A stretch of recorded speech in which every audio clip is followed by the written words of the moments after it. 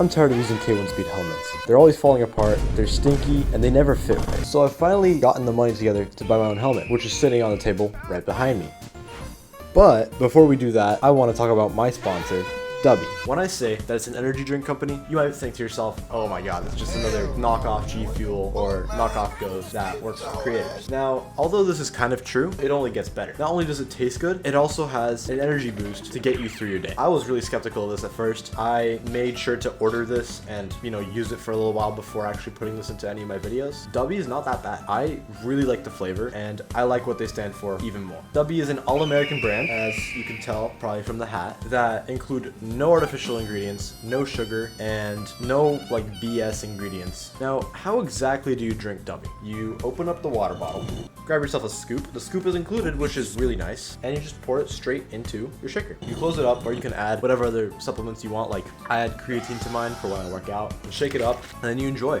So yeah, I'm really happy to announce that I'm partnering with Dubby to bring you guys probably the best energy drink I've tried so far. So what are you waiting for? Use code ILIA in their shop for 10% off of your next purchase from Dubby, and happy drink, happy energizing.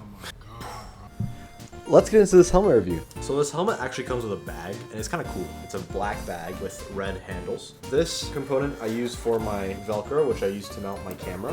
This pocket I use for my gloves and my balaclava. And this main compartment is where the magic happens. This is the bag that it came in. It's a little drawstring bag. Now, I got it in a white color. But yeah, that's it for the bag. Now this is the Zamp ZR-72 SA 2020 regulated, so I can take this thing and use it in a Formula 1 car. It comes with a clear visor. The visor is actually kind of nice. You can open and close it. Now, as you can see, I attached Velcro for the K1 Speed cameras that I will no longer be using. The inside of this helmet, I have to admit, was a little bit tight at first. I also ordered Hans posts. These will allow me to actually drive the Formula 4 car with this. So the one thing that this helmet allows me to do is to use this camera, the Insta360 GO-3S, inside.